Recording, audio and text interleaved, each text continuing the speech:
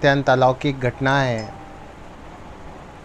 और ये घटनाएं प्रयास रहेगा कि लगभग प्रत्यक्षदर्शी अथवा प्रत्यक्षदर्शी की तरह ही हो।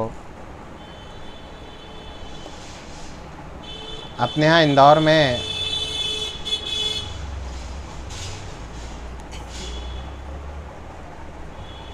कुछ सज्जन हुआ करते थे। उस समय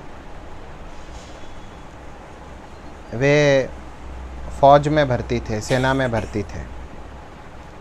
द्वितीय विश्व युद्ध के समय सेना मिडिल ईस्ट थिएटर में अर्थात मध्य पूर्व के रेगिस्तानों में कहीं तैनात हुई थी। ये जो कमांड थी इन लोगों की, जहाँ हमारे सिपाही लोग जो थे नियुक्त किए गए थे, ये कमांड इनकी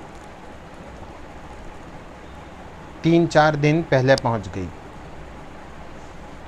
मैं बताऊं, द्वितीय विश्व युद्ध में मिडिल ईस्ट का जो रण क्षेत्र था वो इतना महत्वपूर्ण था, वो इतना अधिक महत्वपूर्ण था कि वहाँ पर शत्रु पक्ष से अर्थात अपन लोग जो थे वो अलाइड पावर्स के साथ थे, और जो विरोधी पक्ष था एक्सिस पावर्स थे, उनका जो जनरल था अरविंद रोमेल, और उसकी जो पूरी जो सेना थी वो इतनी भयंकर थी कि उसे बिल्कुल अजेय योद्धा माना जाता था वहाँ का। अब ये लोग पहुँचे और कुछ पहुँचने में 2-4 दिन पहले पहुँच गए।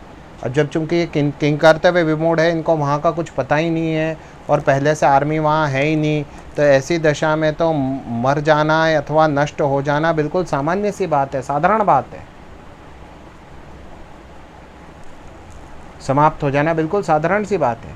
अपने इंदौर के भी 4-5 लोग हुआ करते थे उस समय के। हमारे पितामह ने, मेरे दादाजी ने इस घटना को अनुभव किया है स्वयं। वो घटना सुना रहा हूँ।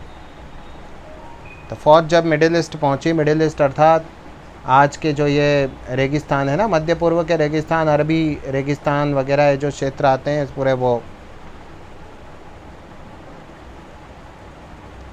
सेना पहुंची। कुछ पता नहीं। अभी जो अपने इंदौर के सैनिक भर्ती हुए थे, इनमें से एक जो है कमांडर साहब के पास में गया, सैल्यूट करी और कहा, कमांडर साहब यदि आप चाहें तो मैं आपको इस क्षेत्र का चप्पा चप्पा बता सकता हूँ और छोटी से छोटी जानकारी मैं आपको दे सकता हूँ। मैंने कहा, अरे कैसे दे सकते हैं भाई, ये तो इसको अंग्रेज़ी बोलनी नहीं आती ठीक तरह से। ये जहाँ से यहाँ पर भेजा गया है वहाँ का कोई व्यक्ति, कभी कोई 500 साल में कोई व्यक्ति इस जगह आया नहीं है। इंटीरियर का गांव था मिडिल ईस्ट में, पता नहीं इजिप्ट या कहाँ पे।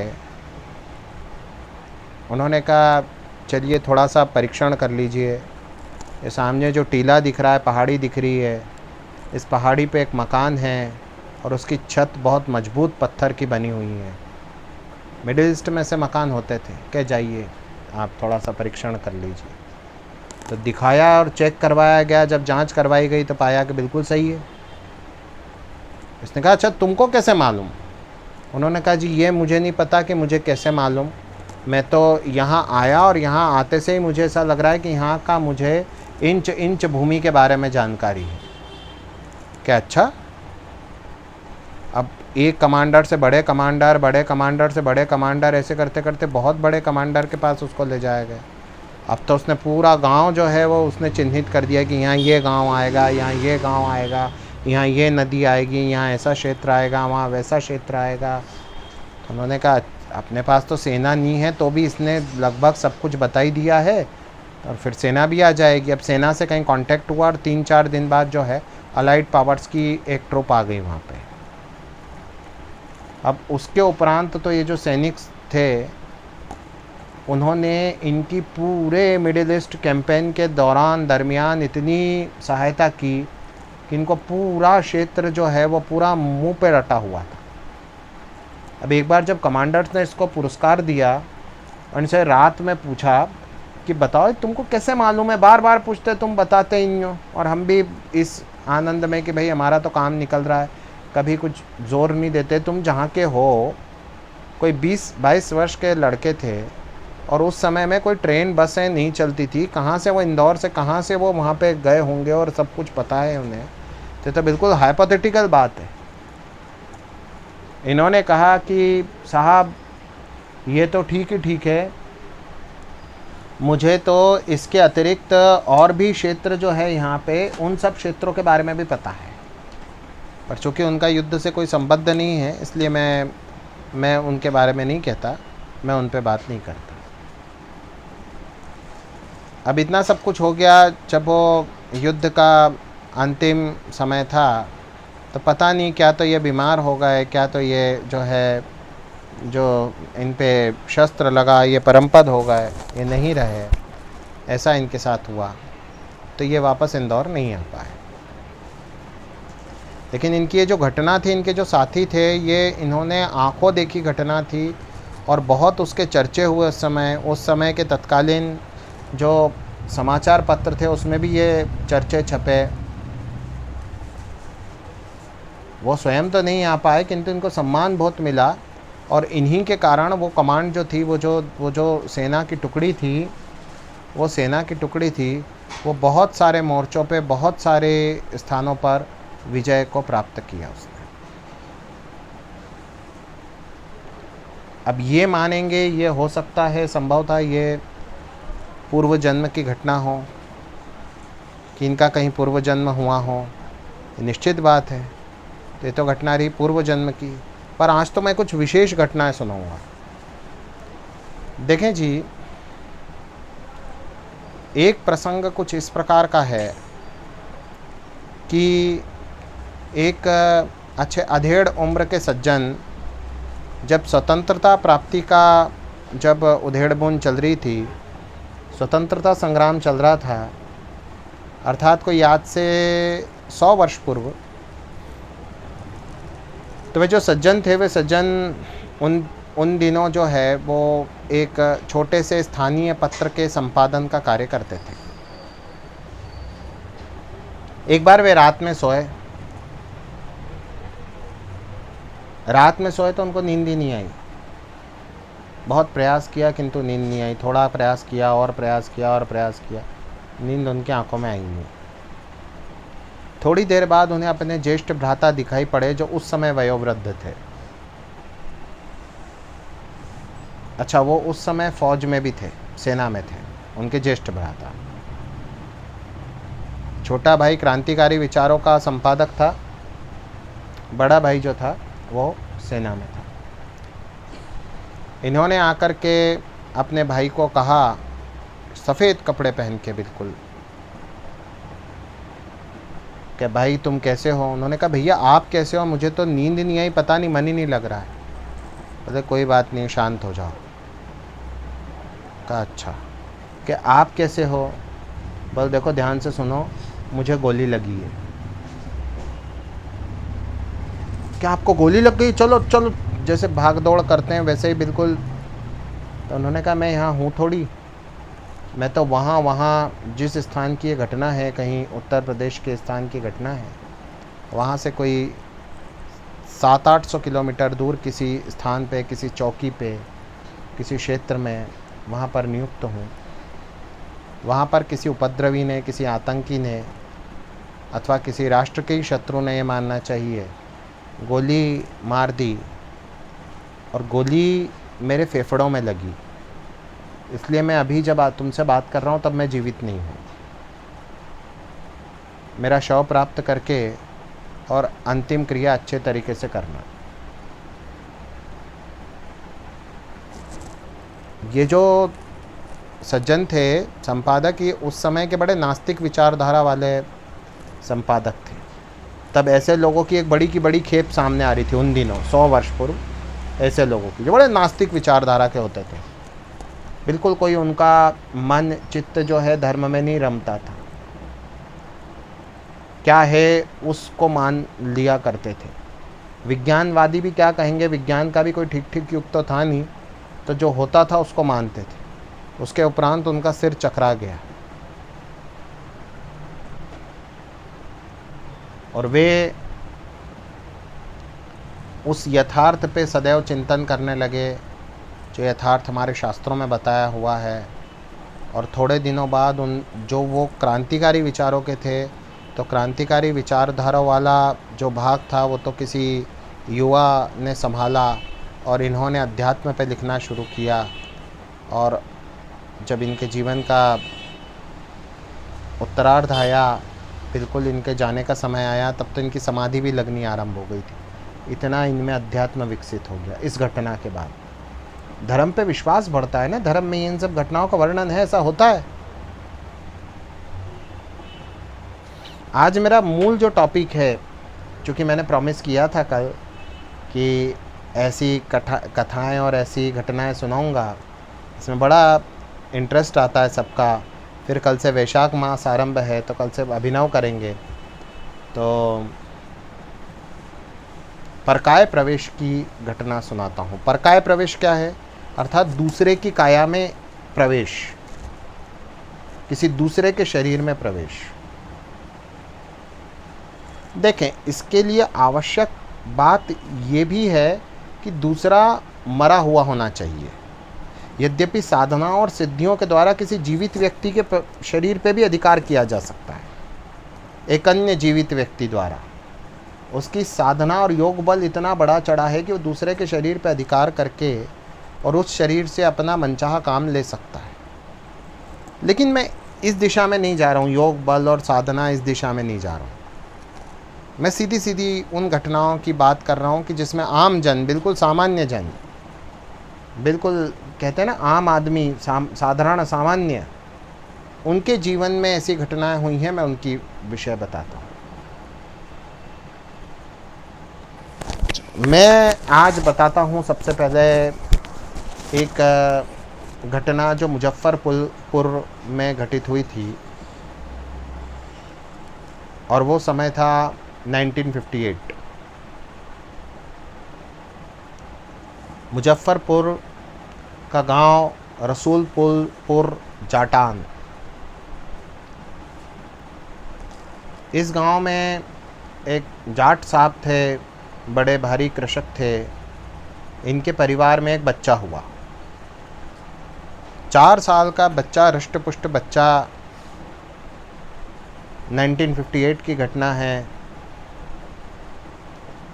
कोई बीमारी हुई, टीबी वगैरह कुछ हुई, पहले चलते थे ये सारी बीमारियां भी। 3-4 महीने का हुआ और अकस्मात वो शांत हो गया।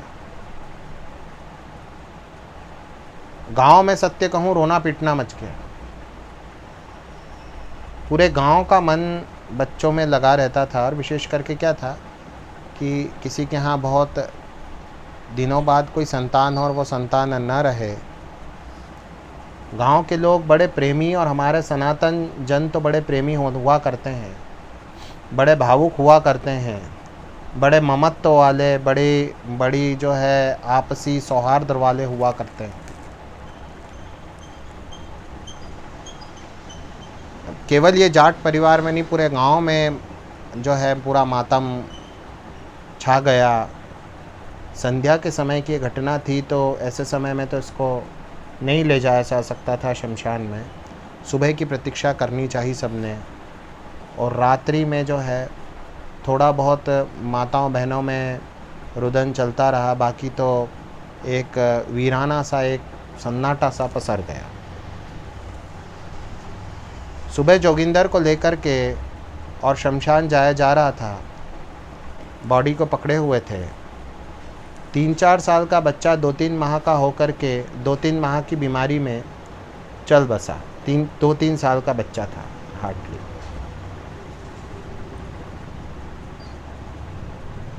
वही बॉडी को रस्सी वगैरह से बांधा था। यद्यपि बच्चा था, फिर भी उसकी बॉडी को ऐसे रख के ले जा रहे थे, छोटे बच्चों की बॉडी को। इसने कहा, अरे मेरे को कसा क्यों है, बहुत पीड़ा हो रही है, बहुत कष्ट हो रहा है, बहुत त्रास हो रहा है, मुझे खोलो। तो जब लगा कि बच्चे में कुछ चेष्टा हो रही है तो सबका ध्यान गया, एकाकी सबका ध्यान गया, और एकाएक फिर सबने देखा कि ये बच्चे में चेष्टा हो रही है। उसने कहा कि खोलो, और बच्चा जब कह रहा है खोलो तो फिर बच्चे के बंधन वगैरह खोले गए, इधर खोला गया और देखा तो बच्चा बिल्कुल सामान्य दिखा। उसने कहा अरे खोलो मुझे। अब गांव में सबने यही समझा कि हो सकता है इसको वैद्य जी ने, चिकित्सक ने ठीक तरह से नहीं देखा हो और ये कहीं इसमें सांसें बच गई हो और सांसें फिर से आ गई हो। और बालक ने भी बिल्कुल अच्छे से बात की कि मुझे क्यों बांध रखा था। तो उसके बाद उसको लेके घर आ गए, और घर आ गए तो बच्चा छोटा था, 2-3 साल का था, तो उसकी नींद लग गई। स्वाभाविक इतना बॉडी मेहनत नहीं कर सकती बच्चों की, तो उसकी नींद लग गई। अब जैसे ये शाम को उठता है तो इसको कहा जाता है कि बेटा दूध तो पी, क्या कुछ खाएगा कुछ पिएगा, जो बच्चों से पूछते हैं। तो वो तो नहीं समझता था, तो जितनी उसकी क्षमता थी उस क्षमता पे उसने बोल के कहा कि नहीं मुझे बहुत भूख लगी है। तो कहा ले बेटा भोजन कर ले। भोजन जो ग्रामीण भोजन था वो दिया गया उसको। माँ खिलाने बैठी, उनने कहा नहीं तेरे हाथ से नहीं खाऊंगा। इधर चाची खिलाने बैठी कि तेरे हाथ से भी नहीं खाऊंगा। फिर दूसरी कोई बहन आई, वो खिलाने बैठी कि तेरे हाथ से भी नहीं खाऊंगा। बोले बेटा क्यों नहीं खा रहा है तू? बोले तुम जाट हो, मैं ब्राह्मण हूँ, मैं कैसे खा लूँगा तुम्हारे हाथ का, और ये भोजन कैसे करूँगा? पता नहीं मैं कहाँ आ गया हूँ।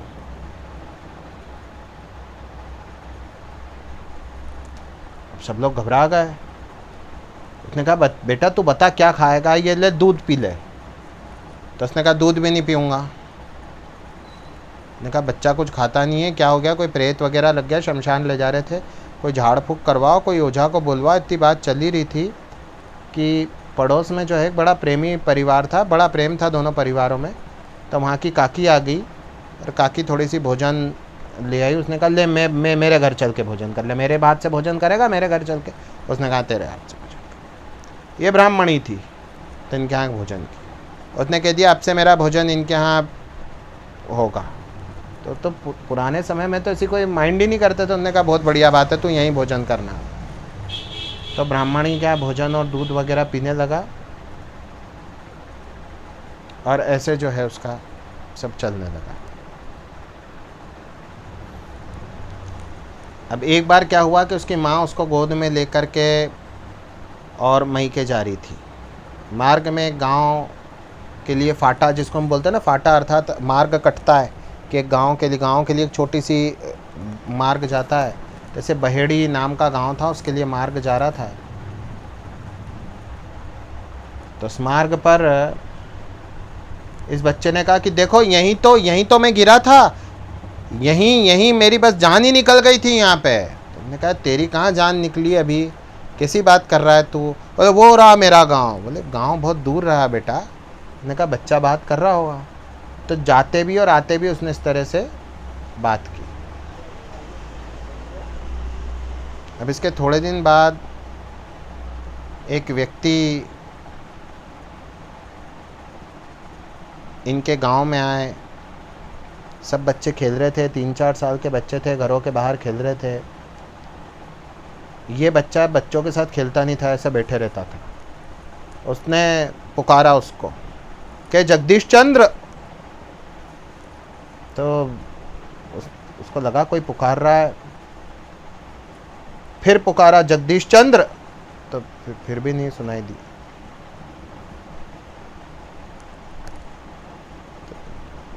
उसको लगा कोई पुकार रहा है। फिर थोड़ा आगे जाके उसके पैर के पास इतना सा बच्चा चिल्ला, बोला अरे जगदीश चंद्र सुनता नहीं है? तो उसने कहा अरे तू कौन है? बोला अब तू मुझे भूल गया?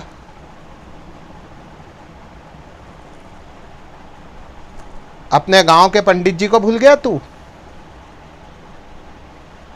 बोले तू? बोले हाँ, मैं बहेड़ी के पंडित जी का बेटा सोमदत्त। बोले सोमदत्त को मरे को महीनों हो गए। ने कहा मैं सोमदत्त हूँ, जा गांव में जा तू पहले, और जा गांव में जाके बोल कि सोमदत्त वापस आ गया, जा बोल। ने कहा तू कैसी बात कर रहा है? उसने कहा तू प्रताप चौकीदार का ही बेटा है ना, जगदीश चंद्र, अन्यथा तेरे पिताजी से शिकायत करनी पड़ेगी तेरी। जगदीश चंद्र बड़ा आदमी था, कोई छोटा नहीं था, 27-28 साल का लड़का था वो। तो उसने कहा नहीं नहीं मैं जाता हूँ। तो सोमदत्त ही है ना? तो उसने कहा हाँ मैं सोमदत्त हूँ, यहाँ बिना यज्ञोपवीत के इस तरह से रहना पड़ रहा है तो क्या हुआ, मैं हूँ सोमदत्त, जा बोल क्या। तो वो गया गांव में, और गांव में जाके गया, और उसको तो काटो तो खून नहीं। तो उसको कहा तू तो वहाँ गया था ना, एक गांव से दूसरे गांव उस समय जाते थे तो साहब 1-2 दिन टूट जाते थे, और कोई साधन तो थे नहीं, कई बार पैदल ही निकल लेते थे, बहुत अभाव में जीवन था हमारा। तो भागा भागा गया, और वहाँ गांव जाकर उसने कहा अरे ताऊ, अरे चाचा, अरे बाबा, और सब पंचायत बुला ली और सबको बिठा लिया। बोले कहती क्या हो गया तेरे साथ? कि वो सोमदत्त था ना, वो वापस आ गया, रसूलपुर जाटान में रहता है, उसने स्वयं मुझे बताया। उन्होंने कहा देख जगदीश तू झूठ बोल देगा ना तो तेरे को गांव के बीच में खड़ा करके चप्पलों से पिटवाऊंगा मैं। ये बहुत मजाक भी है तो बहुत बुरा मजाक है। वो तो उसको तो मरे को बहुत जो है समय हो गया है। उसने कहा कि आपकी जूती और मेरा सिर सबकी जूती खा खा के प्राण दे दूंगा, आप चल के देखो तो सही। तो साहब इन सब ने निर्णय किया कि कल सुबह अपन चलते हैं सब। तो पूरी गांव की बारात जेंट्स लोग जाया करते ऐसे काम में, लेडीज़ें तो घर में रहती है। तो पूरे जेंट्स लोग जो है बारात की बारात पूरे झुंड बना के और गांव में आए, और वहाँ जहाँ बच्चे खेल रहे थे वहाँ गए। तो वहाँ तो कोई दिखा नहीं कि कल वो बच्चा यहाँ बैठा हुआ था। थोड़ा पूछ परख निकाली तब भी कहीं मिला नहीं।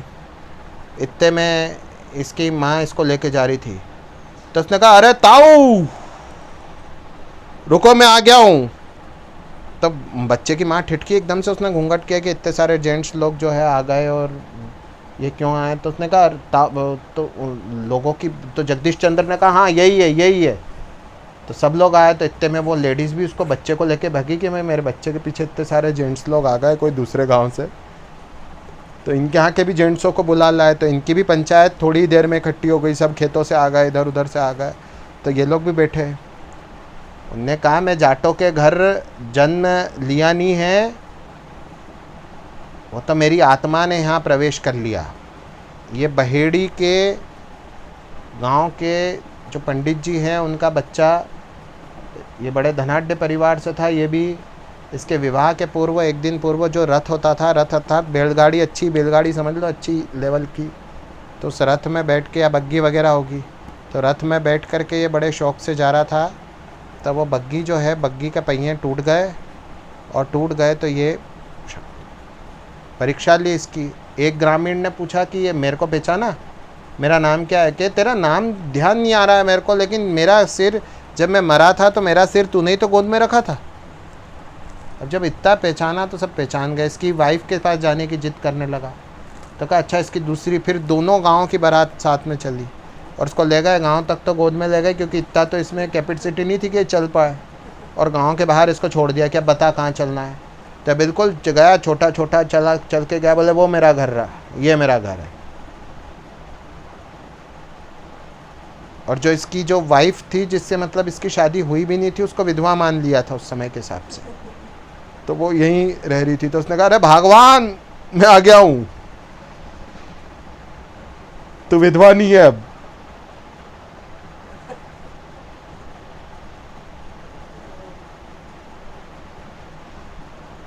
उसका आश्चर्य हुआ कि यार मेरा पति ये कैसे आ गया, ये तो ये उसका मैं आ गया हूँ। फिर तो उसने पूरे गांव में घूम घूम के जो है पूरे गांव को नाप डाला, और गांव वालों कंफर्म हो गए। उनको गांव वालों की श्रद्धा है, आस्था है, विश्वास एक बार जम जाती है ना, तो दोनों गांव के लोग कंफर्म हो गए कि ये तो यही है। पर बॉडी जो है वो जाट साहब के बच्चे की है, और जो इसके अंदर आत्मा है ये इनकी। तो दोनों घरों में रहने लगा। ये बच्चा भी प्रेमी था, गांव का ही था ये भी, तो वहाँ भी माँ इसको प्रेम कर, तो वहाँ भी रहता था, यहाँ भी रहता, तो दोनों घरों में रहने लग गया।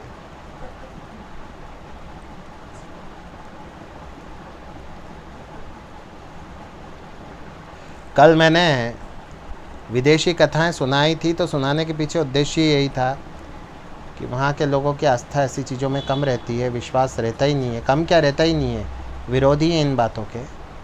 और हमारे यहाँ परकाय प्रवेश का बड़ी मान्यता है, ये बातें सब है।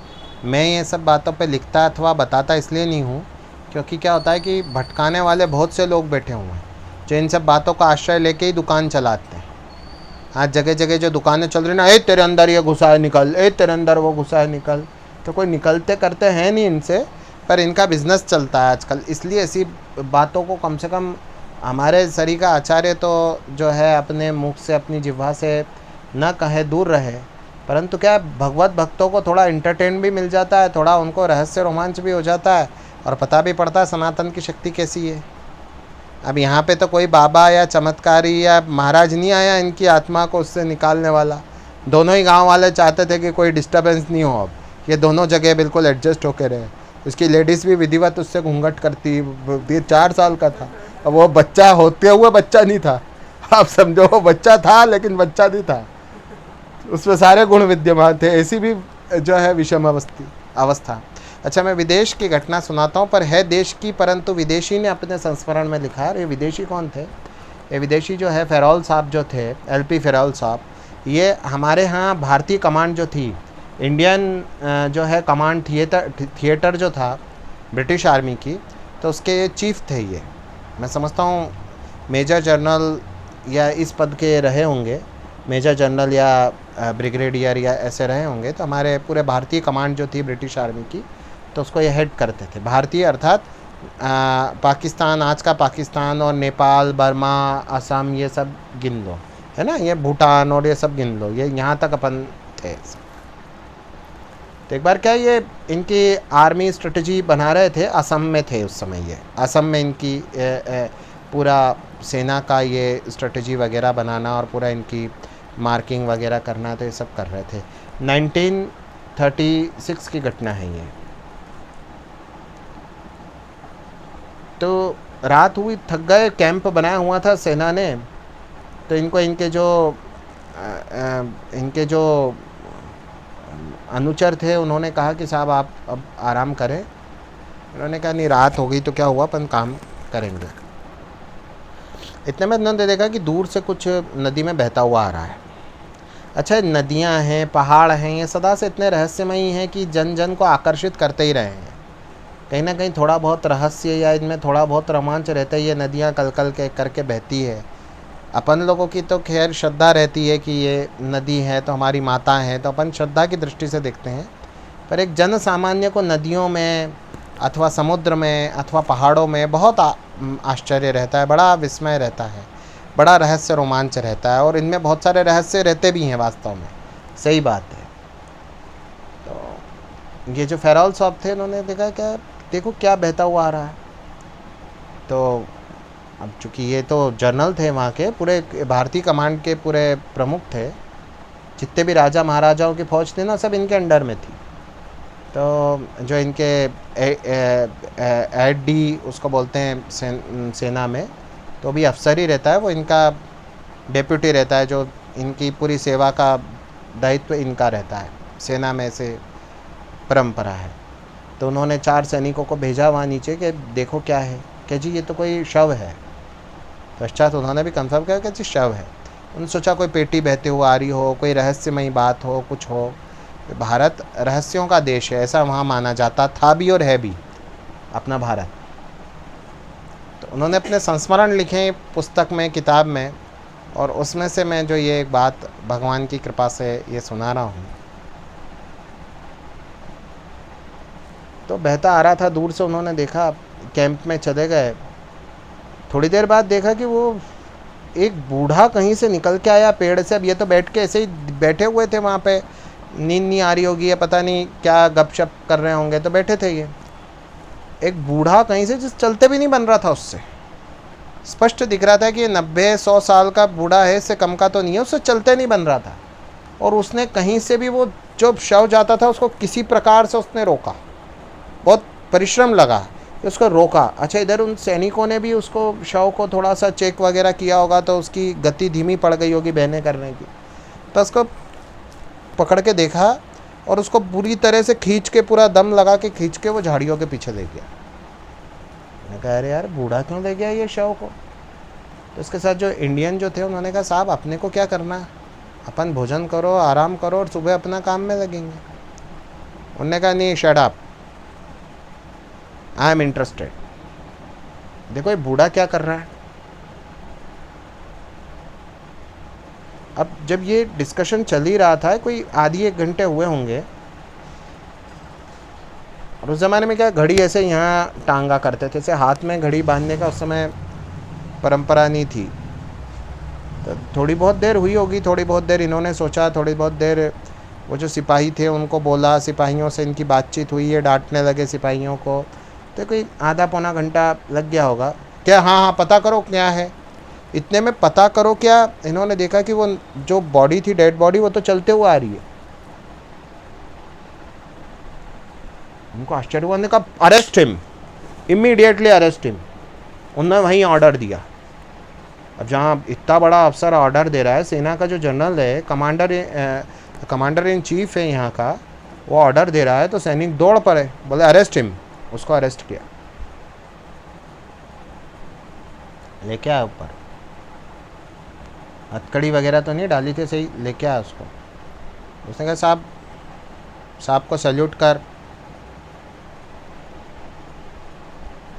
कहा साहब ये वो है जो अभी बहता हुआ जा रहा था। ने कहा तुम तो मरे हुए थे ना। क्या नहीं साहब। क्या फिर तुम्हारी को एक बूढ़ा खींच के ले गया था। कि साहब मैं मरा हुआ नहीं हूँ, मैं वही बूढ़ा हूँ। मेरे पास यौगिक शक्तियाँ और रसायन हैं, मैंने स्वयं को इसमें डाल दिया। अब मैं जवान हूँ, अब मैं चाहे जहाँ जा सकता। क्या हो सकता है ये कोई, पता नहीं है, कोई शत्रुओं के जासूसों की बात हो, क्या हो एकदम से। मतलब वो तो जानना चाहते थे, पर दूसरी शैली में पूछा। जानना चाहते थे वो, पर वो ऐसे तो नहीं पूछ सकते थे भाई तुम क्या कर रहे हो, वो कोई कुछ भी करे, तेरे को क्या। तो उन्होंने दूसरी शैली में उनको पूछना चाहा कि भाई तुम तो पता नहीं कौन हो, कैसे मानूं तुम्हारी बात सच है। उन्होंने कहा जाओ देखो, वो वहाँ पे वो बूढ़े का शव पड़ा हुआ है।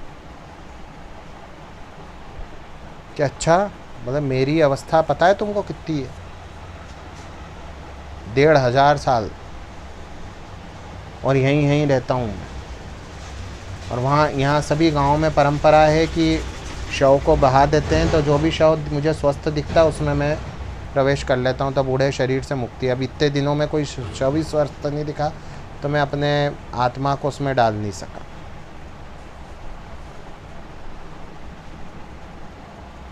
विशुद्ध जो यौगिक और तंत्र क्रिया थी, उनके द्वारा उसने स्वयं को उस जवान व्यक्ति में जो है डाल दिया था। अब तो इनको बड़ी आश्चर्य हुई। इन्होंने कहा भाई आश्चर्य की जो मेरी खोज थी कि भारत आने के पहले मैंने सोचा था कि ये बड़ी रहस्यमयी देश है और बहुत सारी चीज़ें पता करूँगा, एडवेंचरस जो थिंकिंग जो थी उनकी, तो वो उन्होंने कहा कि साहब आज यहाँ शिविर में ही आप विश्राम कर लो, आप इतने बड़े व्यक्ति हो, कोई असुविधा हुई हो आपको यहाँ ये लेके आए तो आप क्षमा करना, आप भोजन वगैरह करो जैसा आपको चलता हो, और सुबह अपन बैठ के बात करेंगे। तो उसने स्वीकार कर लिया। अब उसको शिविर वगैरह में करा, धीरे से इसने सैनिकों को कहा कि रात में देखना सब। अब सुबह जब वो शिविर खोला तो पता नहीं वो कहाँ चला गया था।